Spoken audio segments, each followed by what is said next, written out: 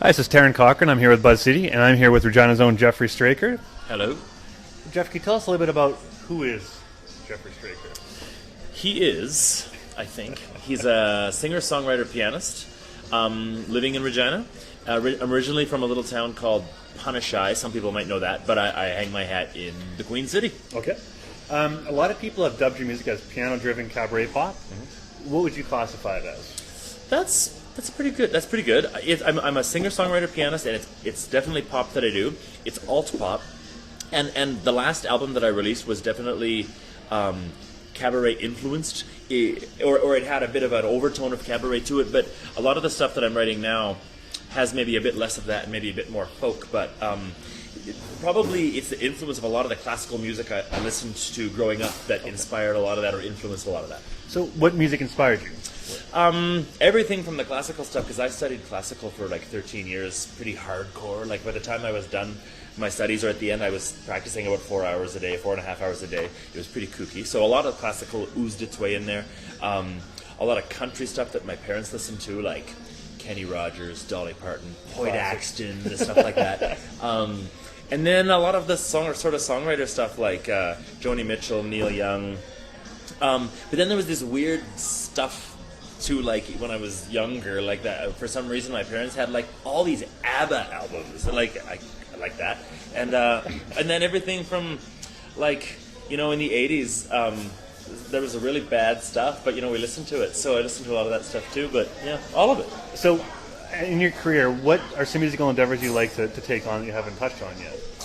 Oh God, that's a good question. I mean, probably like do you mean like musically in terms of creating, or Exactly. just stuff I want to do? Yeah, or what's something you've never done? You thought, you're sitting home one night, and you thought, you know what, I'm going to play the mandolin on my next album. Oh, I see what you mean. I see what you mean. That was something to dive into. I mean, I actually own 2 guitars, but I can't play either of them. I can play a G chord on both quite beautifully, and with a capo I can play anything. It's fantastic. I'm threatening to play the ukulele. I have got one. I haven't learned to play it yet, and I think it's going to start to work its way into things.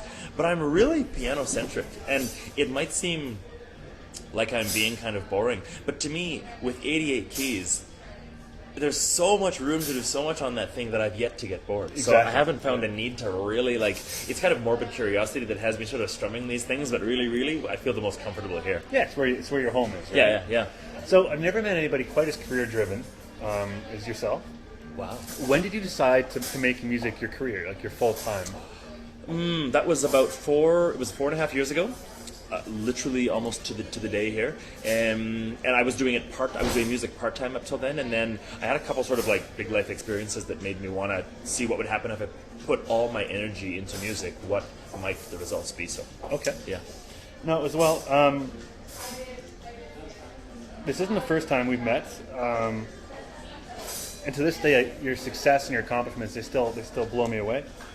But what are some of the personal highlights for you over the past few months with all the things going on, or what has been going on in your career, and what are some of the highlights of that? Let's see. I never really take time to reflect, so that's a funny question. But one of the really cool things that happened sort of with my music in the last little while was my collaboration with the Regina Symphony. Okay. Was really neat for me, having my music taken by other people, arranged for orchestra, and then performing that with them was really neat. I'm really thrilled with that, and just the sort of the continued, like that aside, just with my album and my performances with my band in general, just the continued realization that sort of more and more people are listening to it across the country and sort of figuring it out and sort of exploring it and checking it out.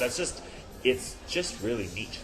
So, speaking of the symphony, you actually just did the Symphony Under the Sky on Sunday. Yes. How did that turn out? That was really cool. That was not me. That wasn't us playing with the orchestra. That was us. We did the opening set for them just before the orchestra played, and it was great because it's turned into this big annual Regina event. And I mean, I don't know, there were thousands of people there. It was really cool. And our set went over really well. I can only judge by sort of applause, right? I don't know. It seemed to go over well, I guess. People may write in and say no, it didn't, but I think it did. And no, it was a real treat. And the orchestra sounded amazing during their show. It was fantastic. Perfect. So then, can you tell us about September 24th at Casino Regina? Yes. You're playing. Yeah, September 24th is kind of the last show in the tour that we mostly did in May, and we did those around southern Saskatchewan and smaller centres with the Regina Symphony Chamber players. But on the September 24th, we're bringing that show to the Casino Show Lounge here in Regina. And I'm really excited about it because when we went up to the smaller centres, it was shockingly well received. Like, I still can't believe that in Strasbourg, Saskatchewan, 250 people came and saw the show. Like, I don't think there's that many people in Strasbourg. It was really weird. So we're all really curious to see what'll happen when we do this in Regina. Yeah. So, hopefully we get that kind of percentage turnout, in Regina. It'll be quite neat. Strasbourg is my hometown. That's right. Yeah. And I heard nothing but rave reviews about it. So, yeah, it turned out really good. Yeah, so I got a lot of comments from people. So cool. Now, speaking of locally here in Regina, one of your singles, Somewhere Between, they started getting played on Light 92 FM in Regina. Yeah. How did that come about, and how has that been going so far? It's a kind of a neat thing. I've actually never really worked with a radio promoter, which is what it usually takes to get a song on a radio. I had a really good fortune last year when my CD was coming out that Z99 played the song Hypnotize. They did a lot, which was really nice, and it helped a lot of people discover my music or whatever. And then one of the guys at Light 92, Trent Allen, he's followed my music for a while, and he was just he sort of pitched it to the program and said, like, this is this local guy, give this a shot. And, he did some arm twisting and wrestling and probably some punching in the back room. And he got them to do a couple feature plays, and they did some feature plays, and they got a lot of calls, and people said, hey, what's that? I want to hear that again. And now, I actually was just out in Walmart buying some envelopes, and this lady ran into me in the envelope aisle. She said, hey, you're that guy who plays the piano. And I said, I think I might be him. And she said, I hear your song on Light 92 all the time. She said, in fact, today I heard it 5 times. So I've never heard it yet, but apparently they're playing it a lot. So testimony of one in Walmart, people are hearing it, so there you go. So your new album, or your latest album, Step Right Up. Yes. I just realized that it's number 5. It reached number 5 in the Saskatchewan charts last week. Yes. And it topped Justin Bieber. Isn't that the most ridiculous thing ever? I know. Yeah, he's really frightened. He probably wrote on his Twitter about it. He's probably really upset. Exactly. Totally hit his radar. So also too, your album's reached the Canadian charts as well. Yeah, the radio. Yeah, the radio charts. Yep. That happened, actually, it's driven by Light 92's support. But the cool thing is, because they're playing it enough, it gets onto the charts, and I forget the official title, but it's kind of a one-to-watch song. Like, it's not got any, like, top 10 or whatever placing, but it's crept on there as there's something here to watch, which is really great, that local support can do that. Exactly, I can push it to that extreme. Yeah. So now, your backup band, The Handsome Strangers. Yes. Can you tell us more about them and who they are? Yeah, for sure. The core of them are 3 other people with me, so we're 4 in total. Drummer Corey Gibbs has been playing with me now for it's probably 4 years, I guess. He's been the longest. And he's great, and we get along really well. And he's a really, really, really good musician, and I'm honored to be able to play with him. My backing singer is my sister. She's been with me a long time too, and we've sang together forever. So her being able to harmonize is quite second nature to her. She just sort of shows up to a gig and doesn't even really need to know the song, and she can do it. It's kind of spooky. And then my bass player is Sam Minovich, and he's played bass with me for about a year and a half now. Okay. And he's an amazing musician. A lot of people know him around Regina, and he's really talented, and it's great to have him on board as well. Perfect. Now also, what? Sorry, it's okay. Freezing up. Edit. Yeah, exactly. Cut it out. So, if people want to find your music, where can they find more about you or more about your music? Couple places, I guess. If they're digital people, iTunes is obviously sort of the place to go. But in Regina, there's quite a few stores where you can actually get a physical disc, because some people want that physical CD. Yeah. Bach and Beyond carries it. I'm drawing a blank. Tramps on downtown has it. Oh, actually, the gift shop at the airport has it. Yeah, and a lot of people buy it there when they just happen to be passing through, so it's great. I always get these checks from the airport bookstore. I'm like, that's so weird.